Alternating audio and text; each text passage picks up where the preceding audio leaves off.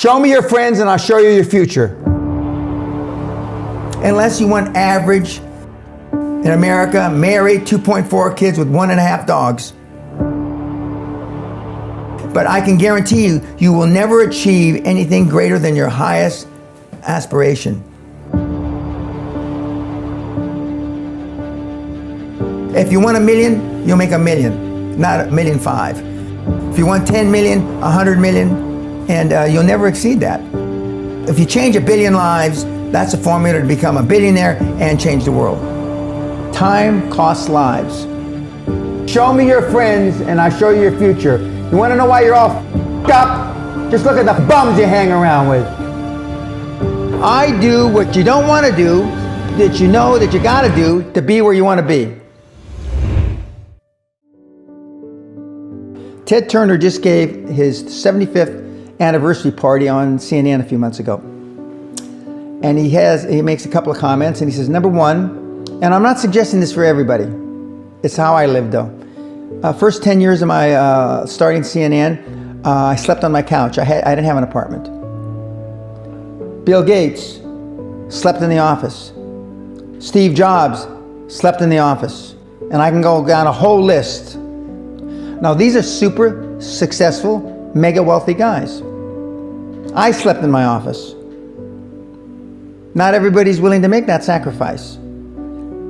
But it's not the only thing. But even if you don't sleep in your office, if you want to send your kids to a better school, if you want to be able to take care of your mother when she gets dementia, if you want to do, this all takes money. My children aren't getting any of my money when I die. Not one centavo, not one penny. And 2 of my kids are cool with it. One of them's not so cool with it. I'm not gonna, I think Andrew Carnegie, by the way, Andrew Carnegie, arguably the richest, most successful entrepreneur of all time, he said the best thing that you can have for a child is him to be born into poverty. And I agree.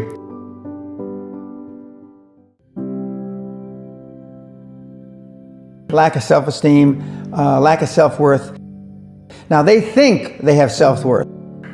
They think because they've made a few bucks.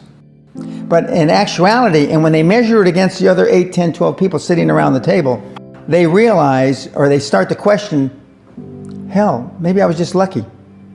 Now, all of us, when you're only a one-trick guy or gal, think, was I lucky? Now, I've done it so many times, I know I wasn't lucky. I might have been lucky the first time, but I haven't been lucky the 15, 20, 40, 50. I know that. Okay. But maybe I was lucky the first time. But my life changed when I was pretty much a haphazard kid, got in a lot of trouble, got arrested 4 or 5 times, thrown in jail. And this was with my dad, as a cop. But then I volunteered for the draft in 1966 at the height of the Vietnam War. And I went to OCS, and that changed my life because it was the really first real high performance thing that I could measure myself against with other people.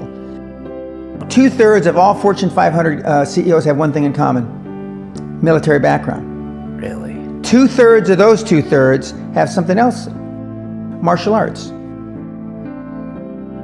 What do you learn in martial arts, Brian? Discipline, focus. A lot of people don't believe they deserve to be there. I convince them, and we have these drills, why you belong there.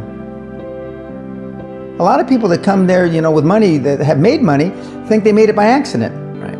I just had one of my superstars who's made $100 million tell me in the last week, I'm not sure I'm going to have another lucky accident. And I said, you did it. I mean, you tried a lot of things. I believe Thomas Edison, I wouldn't have done it 10,000 times. Okay. I would have hired an engineer from MIT to do it. But I mean, I've tried a lot of things. Nobody's failed at more things than I have. And the first 100 million are successes, but I could write a book about failures that'd be, because I've tried a lot of different things. Because failure is just testing. And one of the reasons I've been so successful in generating this equity and value in my kids, and I call you all kids, is because I convince them that making a mistake is okay. Your parents probably told you, you can be anything you want. But you can't. That's horse. You can't. If it's all juxtaposed. So, but what you tell them is that you can do anything you want that you have passion for, because that eliminates most of the crap. Because most people don't follow their dream. You know, like they say in The Sound of Music, you can't have a dream come true unless you have a dream. Now, I still dream. I dream in Technicolor. I say my affirmations and goals every single night. It's bloody hard to be a high-performance person. Perfection equals paralysis. If you left it to engineers, no car would ever come off the assembly line. No car would ever come off the assembly line, and I've been in business with enough engineers, I can attest to that with my hand on my heart. They'd still be trying to make it better. And the internet business is very much the same. The internet kids want to test and test and test, and they want the landing page to be this. Roll it out. The great thing about the internet is your results are instantaneous. If something that I'm overseeing at Concord level, 60,000 feet, doesn't work in 2 days, forget about it, move on.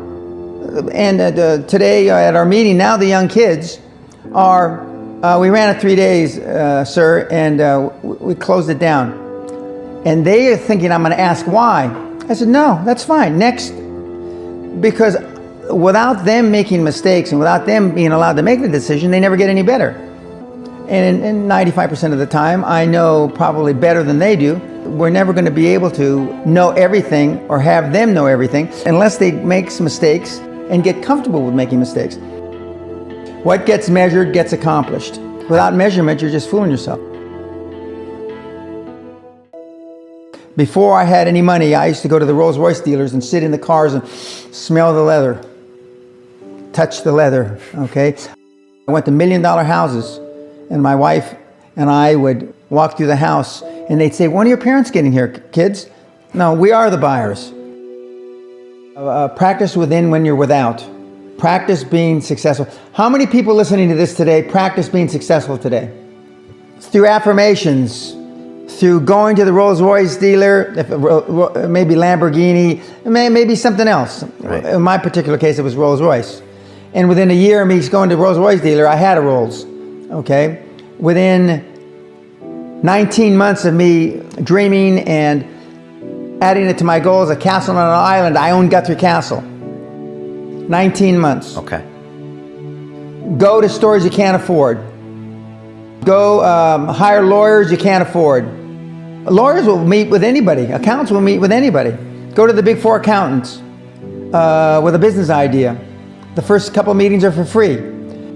Jettison probably a lot of the people you'll hang around with. If you have poor public speaking skills, join Toastmasters. Do these. If you went to a good school and you're not successful, go to the alumni deals. Okay?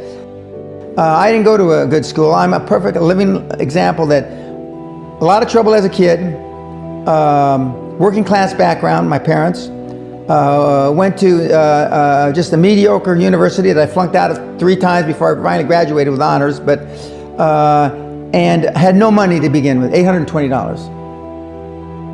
So it's all possible, but I devoted myself to feeling successful. I was wearing suits like this before I could afford them. Most people procrastinate because they're unsure, so just do it. And but I've never had a problem just doing it, because one of the things is you learn as a young combat infantry officer is time costs lives. We overanalyze because we're unsure. We don't overanalyze because we are not sure if it'll work or not. We're more worried about, on the emotional side, it embarrassing us.